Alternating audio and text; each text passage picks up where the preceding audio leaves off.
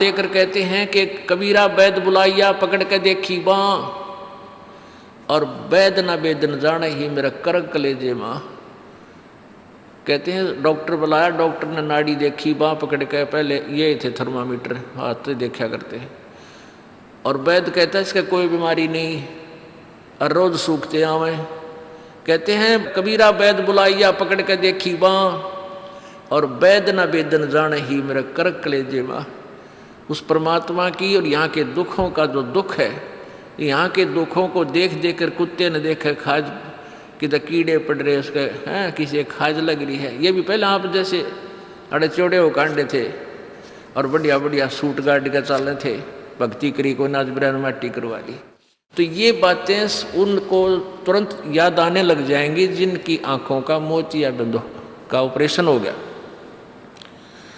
अर्थात जिनको तत्व ज्ञान हो गया। अब तो हम देखते हैं कुत्ते हैं, गधे हैं, सुअर हैं, बैल है, जोड़ रखा गाड़ी में, भर रखा सामान, चलता नहीं था, दे लट्ठा गद्दा गधोरी उस पर। तो हमने सोचा ये तो ऐसे बनते रहेंगे और हम ऐसे ही मनुष्य बने रहेंगे। काल ने ऐसी बुद्धि भ्रष्ट कर रखी हमारी, क्योंकि ज्ञान है नहीं। ज्ञान हो तो हम ये नहीं सोच सकते, क्योंकि यहाँ तो प्रत्येक प्राणी का अपना किया कर्म इसको मिलेगा। आज मनुष्य है, भक्ति ठीक की नहीं तो अगली योनियों अन्य प्राणियों की योनियों में जाएगा ही जाएगा। तो फिर ये बातें, यहाँ का यो कष्ट, किसी की किसी का हाथ कट रहा, किसी की टांग कट गई, कोई अंधा हो रहा, किसी का बेटा मर गया, किसी की बेटी मर गई, एक परिवार में 2-2 3-3 इकट्ठे मृत्यु हो रही है। अब उस परिवार के स्थान पर आप अपने को सोचकर देखो जो जश्न मनाने की तैयारी में है, तो फिर ये बकवादें अब पलट जाएंगी।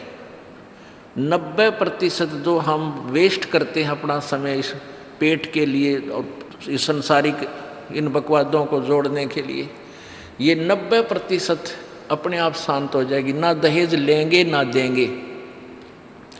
किसी के 2 कन्या हो जाती है, उसको नींद आनी बंद हो जाती है।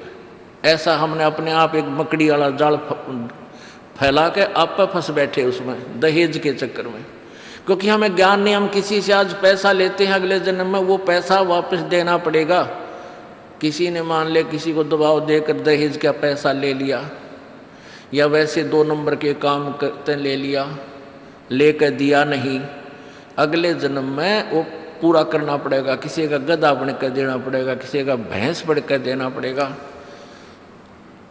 और या फिर अगले जन्म में वो दामाद बनकर ले जाएगा जिसको आज तुम दामाद बनकर ले रहे हो। तो इस पंगे में अनजान व्यक्ति दिया करे। परमात्मा ने जो आपको देना है वही देना है, आपके प्रारब्ध में लिख रखा है। उसमें आप अगर फेरबदल करने की चेष्टा करोगे, दूना दुख उठाओगे। फेरबदल भी परमात्मा ही कर सकता है। शास्त्र विद अनुसार साधना करने से आपके भाग्य में ना होगा वो पुण्य, और परमात्मा करवा कर या अपने कोटे से देकर आपको यहाँ होटल वाली सुविधाएं अवश्य देगा, पर अधिक नहीं मांगनी चाहिए। तो ऐसे नानक साहब जी से किसी ने प्रश्न किया, क्योंकि नए नए भक्त बहुत जाते रहते हैं। कहते हैं हे गुरुदेव, हे परमात्मा, आप हमें कभी खुश नज़र नहीं आते, आप खोए खोए से रहते हो। तो नानक साहब जी कहते हैं भाई क्या बताऊं। कहते हैं ना जाने काल की कर डारे, और किस विध ढल जा पासावे, और जिनाते सरते मौत खुड़क दी उनानू केड़ा हासावे। कि 1 सेकंड का पता नहीं यहाँ के बिजली गिर जा और कहाँ गिर जा। जैसे सन 2000 की बात है, पूरा भारतवर्ष गणतंत्र दिवस 26 जनवरी मना रहा था। उधर से गुजरात के अंदर एक जबरदस्त भूकंप आ गया। लाखों व्यक्ति अपने ही मकानों के नीचे, जो 3-3 4-4 मंजिल के सारा जीवन पीढ़ी 2 पीढ़ी लाग कर बनाकर उसमें जश्न मना रहे थे, उन्हीं के नीचे दब के और लाखों व्यक्ति मर गए। सुबह सुबह का समय, छुट्टी का दिन, और सारे घर में सेट थे। काल ने किसा दाव लगाया। तो यहाँ परमात्मा कहते तुम तो बालक हो, बालक कति डरते नहीं जरा से भी। डर जब हो जब आपको ज्ञान हो, और ज्ञान हो सत्संग से। सत्संग मान का समय नहीं कि तो और बकवाद हो रही हो, देख लो दुनिया इकट्ठी हो जा। और यहाँ कितने भक्त आ पाते हैं, जो आ पाते हो बहुत महान और पुण्य आत्मा है, उनके पिछले संस्कार इतने ज़बरदस्त हैं कि उनको प्रेरित करके लाते हैं, परमात्मा की रजा होती है उनके ऊपर। तो क्या बताते हैं, न जाने काल की कर डारे, और किस विध ढल जा पासावे, और जिना ते सरते मौत खुड़क दी, उन्होंने केड़ा हंसावे। अब फिर पूछते हैं क्या प्रभु आप सदा ऐसे ही रहते हो? प्रश्न किया किसी ने नानक जी से। नानक साहब ने कहा कि भाई मुझे भी खुशी होती है, लेकिन वो खुशी हम ऐसे प्रकट नहीं करते जैसे अनजान लोग करते हैं, नाचे कूदो या हा हा हा दांदरे कर। नहीं, अंदर ही होता रहता हमारे जो कुछ होता है। कहते हैं साध मिले साड़ी शादी होंदी, साध मिले साड़ा शादी होंदी, और विछड़ जा दिलगीरी वे, अखदे नानक सुनो जिहाना मुश्किल हाल फकीरी वे।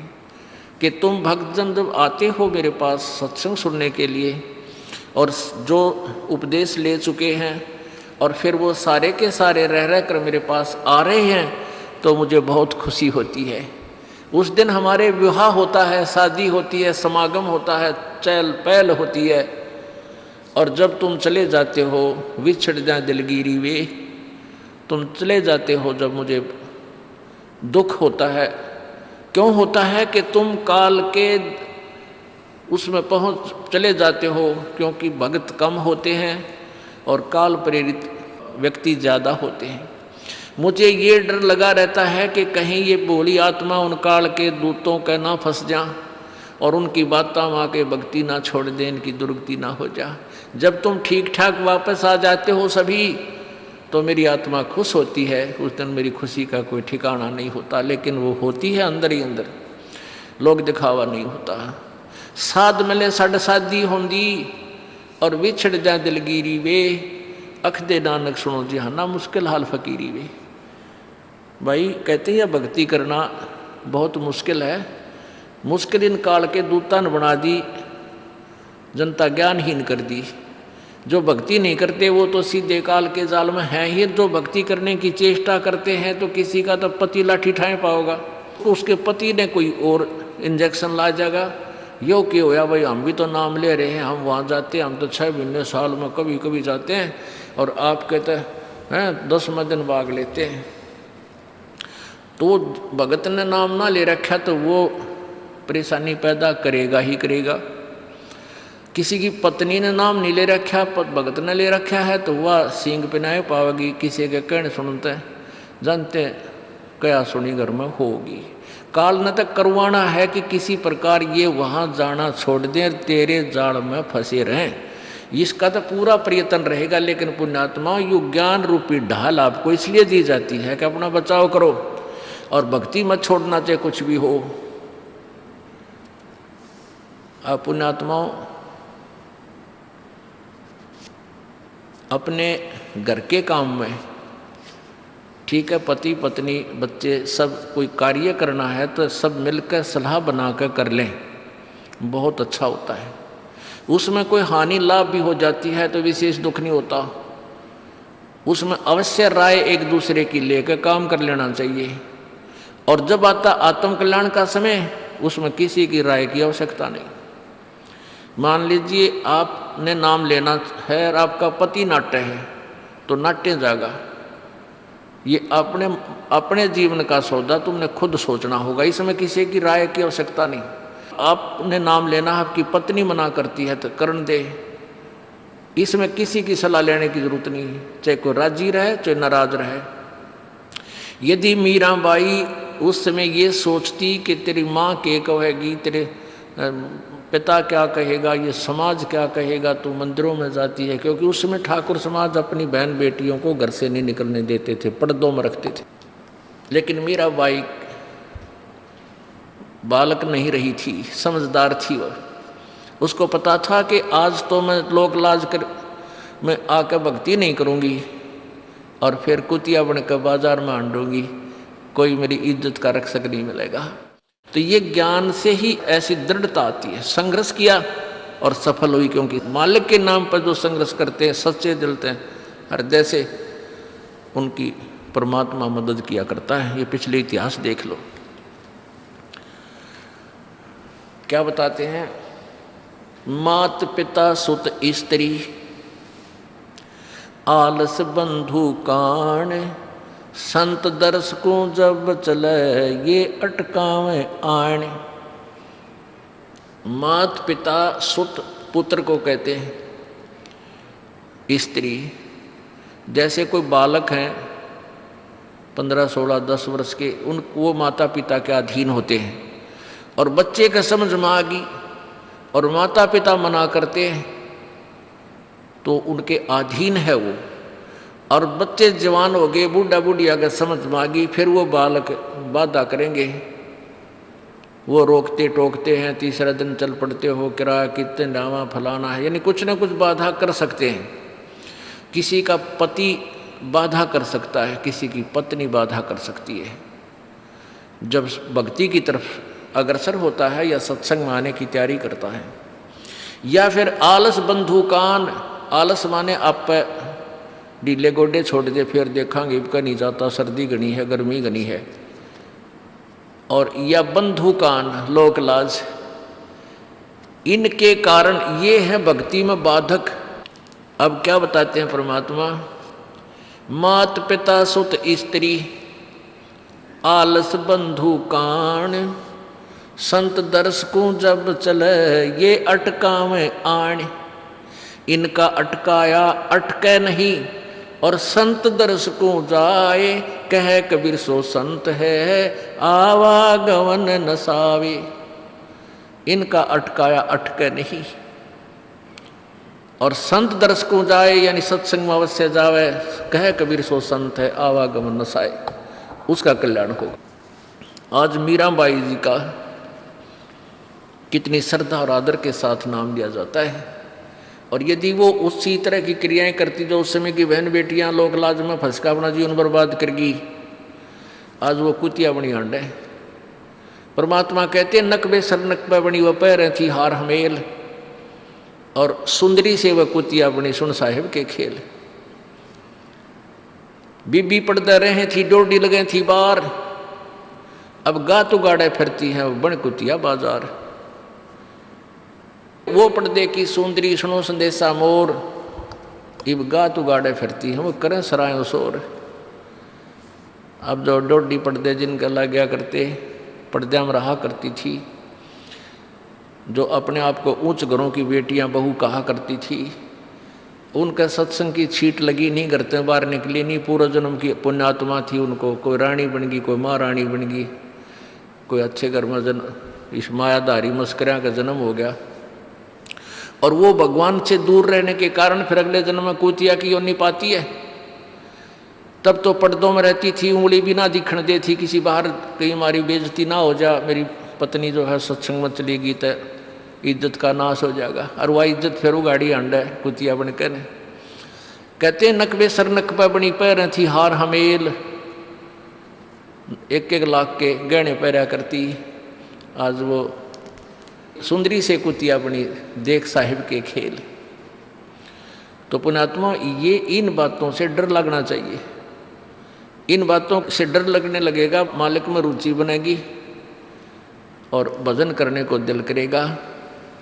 और ये लोग दिखावा जो ड्रामा है, नाचा कूदी, ये बकवाद मन में आवे को नहीं। ये कहने की आवश्यकता नहीं पड़ा, दास ने कैसा मत करियो। हाँ कहना तो पड़ता है एक बार बालक को, कुछ दिनों के बाद फिर आपकी रुचि ना बढ़े। इतना तो इस दास को विश्वास हो गया है कि परमात्मा के बच्चे भगवान को पहचानने लग गए, क्योंकि अब शिक्षित समाज है। आपको नाम दिया जाता है, नाम देने से पहले सब नियमों से परिचित कराया जाता है। और हमने ये पुस्तक बनाई है भक्ति सौदागर को संदेश। इसके प्रथम अध्याय में ही हमने नियमों का पूरा विस्तार से विवरण दिया है कि कोई भी पुण्यात्मा इस आश्रम की तरफ आएगा तो पहले तैयार होकर आवे। पहले क्या होता था कि भक्तजन समझाते थे नाम ले लो तुम्हारा कल्याण हो जाएगा, बड़े सुख होते हैं। यहाँ आ जाते थे उपदेश लेने, और यहाँ आकर के यहाँ पर उनको लिस्ट दिखाते थे ये नियम निभाने हैं, तो बात जाते थे कि नहीं हमारा भी ये नियम नहीं नंबर, क्योंकि वो उल्टे रंग में रंगे हुए वो सारे। तो अब उनको पहले ये लिख कर दे दिया कि तुम तैयार होकर आ जाना, तुम्हारा मन मानने तो आना, क्योंकि कल्याण होगा इस मर्यादा में रहने से। तो अब ये दास देख रहा है कि अब कितना डर लगता है बहन बेटी भाइयों को, बच्चों को। अब वो कहीं, क्योंकि समाज हमारा जो है सारा का सारा समाज काल प्रेरित है, उन्हीं क्रियाओं को कर रहा है जो ना करने वाली होती हैं। और हमारा भक्त एक घर में एक व्यक्ति ने नाम ले लिया और 5-6 व्यक्ति वो सारे शास्त्र विरुद्ध साधक हैं, तो उनके साथ संघर्ष बनता है बेचारे का जा करके। फिर भी वो इतना दृढ़ है, डरता है, आकर पूछता है जी मेरे पे ऐसी गलती होगी, मेरा नाम तो खंडनी हो गया, आगे से नहीं करूँगा। तो कहने का भाव ये है कि पहचानने लग गए तुम परमात्मा को और संघर्ष करना सीख गए, आप सफल होगे, देख लेना एक दिन। ये नाखून पालिश लगाते हैं, ओठों पर इसी बूंदी शक्ल बना लेते हैं, लाल वो लगा कर लिपस्टिक, इतना बेहुदी शक्ल बन जाती है। कहते हैं अब ऐसी मर्यादा बन गई, बहन बेटियां कहते हैं कि हम ऑफिस में जाते हैं तो ये लिपस्टिक वगैरह नहीं लगाते, नेल पेंट नहीं लगाते, तो क्या कहते हैं उस दूसरे कि तुम्हारे घर में कोई मर गया क्या? अरे थारा गजब भैया, ये बकवाद करने तो सारे जी जाओगे तुम, अकल खत्म होगी। यानी एक मर्यादा बन गई, जो ऐसे उल्टे काम ना करे उसने हे समझन लागे। निरंजन धन तेरा दरबार जहाँ तनिक नहीं न्याय विचार, सारे उल्टे काम में राजी रहे। लेकिन हमारी बेटियां अब संघर्ष करती हैं कि हाँ उनको ज्ञान हो गया, वो तो बालक हैं, कुछ भी कह सकती हैं। तो अब हम सबको बताते हैं ये ऐसा नहीं करना, क्योंकि पहले हमारा ज्ञान गांव में ज़्यादा चला था। इस दास ने गांव में जाकर प्रचार किया, तो वहाँ तो ये था को ना लिपस्टिक का फंड था, ना कोई नाखून पालिश लाया करती, मेहंदी मुंदी ला लेती, तो यार वो भी मना कर दिया हमने, समझा दिया कि इसका कोई फ़ायदा नहीं है, अपना भक्ति करो। तो वो तो सब एक साधारण सी बात ही छोड़ छाड़ दी। अब शहरों में फैल गया परमात्मा का जो ज्ञान है। अब शहरों से जो बेटियां आती हैं वो सारे तो नाखुना निशी बुरे हाल तो सनाए पाओगी। और इधर बिहार में तो और बेगन हो रहा है, कति बुढ़ी बालक सारे लाल ये नाखुना न कति न कुसूती तरह पेंट करके लाऊंगी न चमकान दे। अब इनको समझाना पड़ता है कि ये नहीं करोगे तो मान जाते हैं कि नहीं आगे नहीं करेंगे हम, क्योंकि इनकी आवश्यकता भी क्या है। भगवान ने तो कितने सुंदर नाखून पहले बना कर दे रखे, इन पर क्या फायदा और बकवाद करने की। तो मालिक ने जो अंग दे रखे हैं वो बहुत अच्छे बना कर दे रखे हैं, इसमें हमको फेरबदल करें ये हमारी वो लोग दिखावा मेकअप है, इसकी हमें आवश्यकता नहीं। अब तो हम आपको बता रहे हैं, समझा रहे हैं पहली बार, फिर आप पे सियाने हो जाओगे, आपकी अब पर रुचि ना करे। जैसे नानक साहब कहते हैं, ना जाने काल की कर डारे किस विध डल जा पासा वे, जिना के सरते मौत खड़क दी उन्होंने के डांस आवे। अब प्रसंग था कि साध मिले साड़ी शादी होंगी और विछड़ जा दिलगिरी वे, अख दे नानक सुनो जहाना ये मुश्किल हाल फकीरी वे। तो नानक साहब क्या बताते थे कि तुम जाते हो यहाँ से सत्संग सुनकर और वहाँ आप ऐसे समाज में जाते हो जो सब काल प्रेरित होकर के वो साधनाएं, वो क्रियाएं, वो ड्रामाबाजी करता है, जिससे मुझे डर लगा रहता है कि कहीं आपकी क्रियाएं भंग ना हो जाएं और आप काल के मुंह में चले जाओ।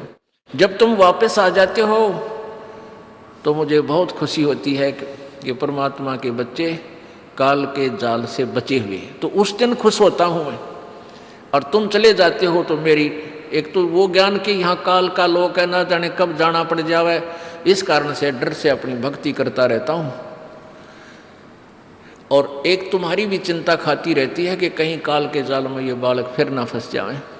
तुम वापस आ जाते हो एज इट इज, तो फिर मेरी खुशी का ठिकाना नहीं रहता। साध मिले साड़ी शादी होंगी, साध यानी साधु संत, ये भक्त आप साध हो। साधु माने जो साधना कर रहा है, और साधु सोए जो सीधा चाल है, यानी जो और लोग दिखावा बकवाद नहीं करता, शराब मांस तम्बाकू नहीं पीता और मेकअप वगैरह शरीर के वापस जरूरत नहीं। कहते पति भरता भावानी चोम चटक श्रृंगार। जो पति भरता यानी जिसने केवल अपने पति से ही लगा हुआ है, फिर उसने बकवाद करने की क्या आवश्यकता है। तो कहने का भाव यह है कि हम सच्चे ढंग से जब लगेंगे फिर हमने अब पे इच्छा ना हो किसी वस्तु की। परमात्मा कहते हैं इस काया का गर्व ना करियो के काला के गोरा रे,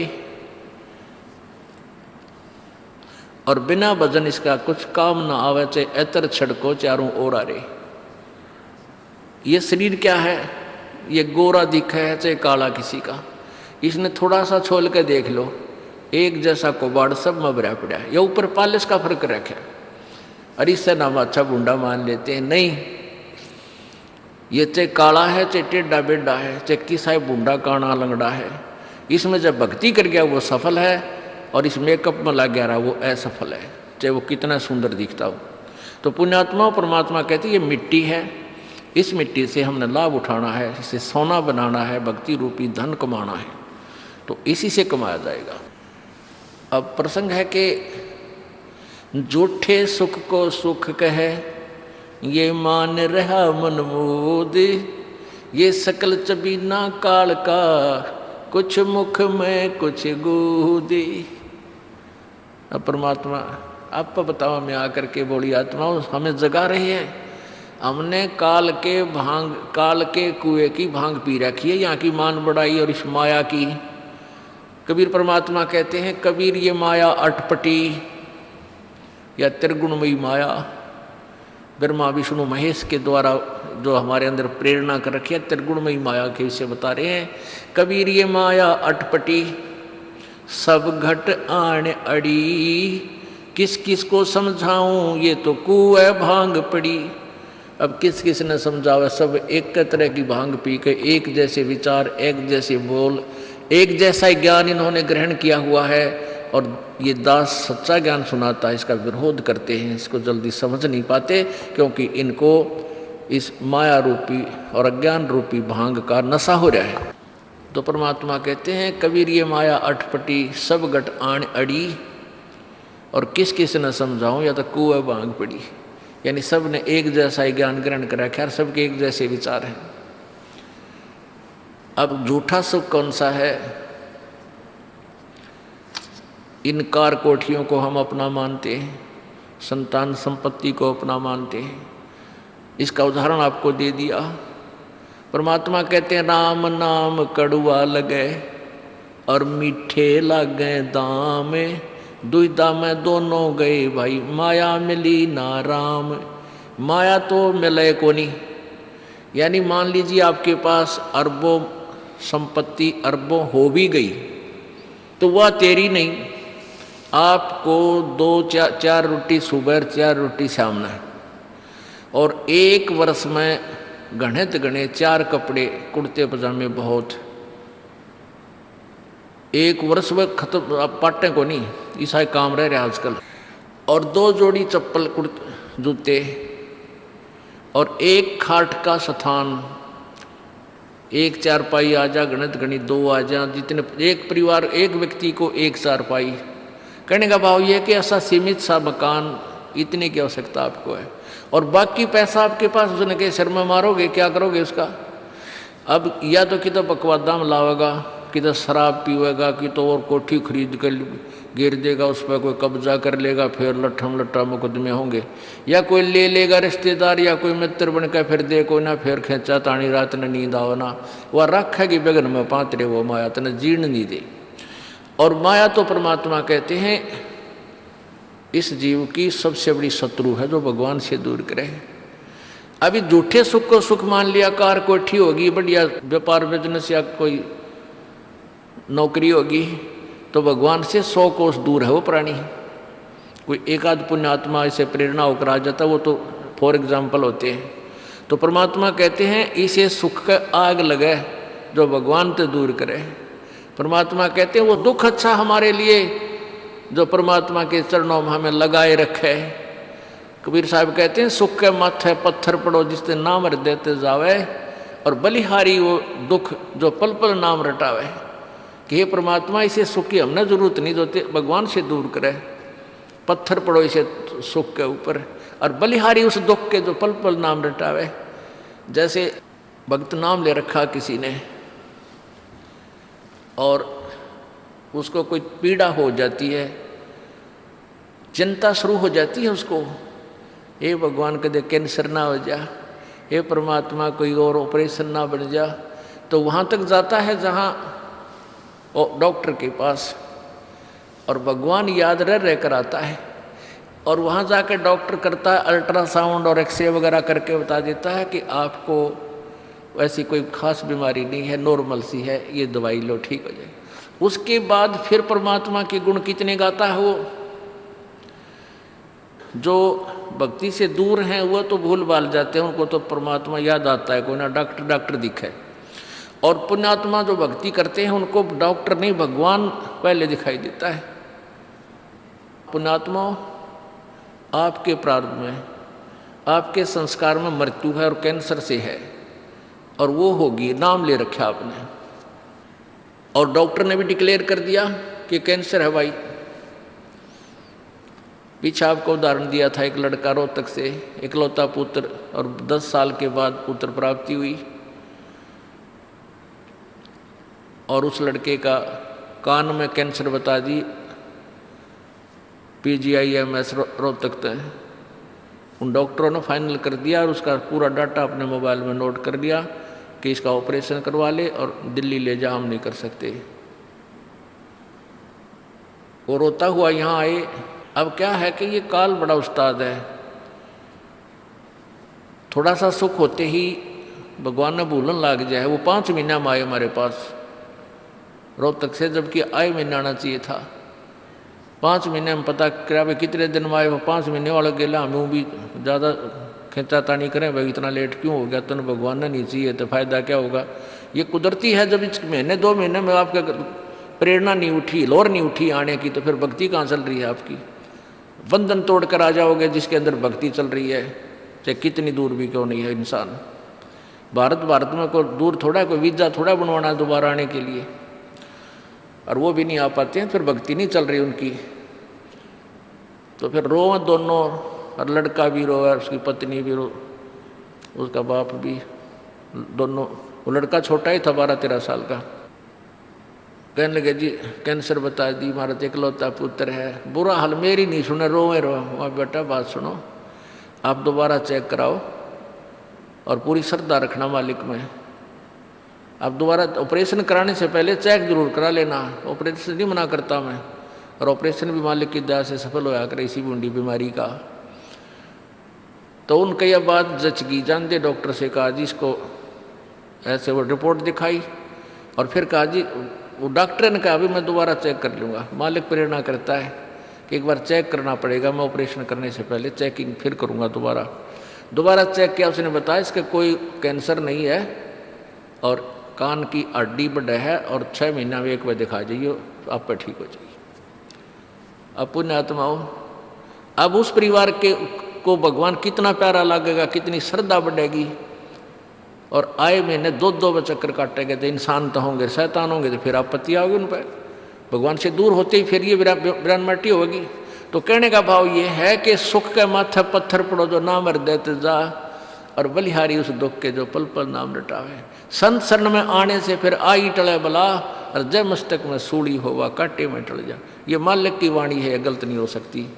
इसका हम कितना लाभ उठा सकते हैं वो हमारी अपने अंतःकरण की जो है व्यवस्था के ऊपर डिपेंड करता है। हमारी कितनी भावना है, कितनी हमारी लगन है मालिक में।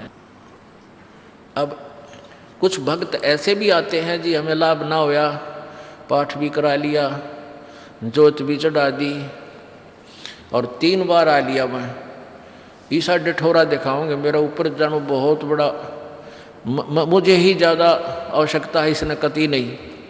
वो बेचारे बालक हैं, 1ली-2री कक्षा के, वो कुछ भी बोल सकते हैं, उनको ज्ञान ही नहीं। और ऐसे लाखों लोग हैं जिनको निरे सुख हो लिए। तो परमात्मा तो वही है, एक ही ट्रांसफार्मर में तो सबको कनेक्शन दे रखा है, और जिसके पंखे कूलर चल रहे हैं वो भी उसी लाइन से जुड़े हैं, और जिनके नहीं चल रहे हैं वो भी उसी लाइन से जुड़े हैं। तो उनका कोई कनेक्शन डिफेक्टिव है, उसको फिर चेक कराएं, लाइट पावर वही है। कहते हैं सतगुरु के दरबार में कमी काहे की ना, अंसा मौज नहीं पावता तेरी चूक चाकरी में।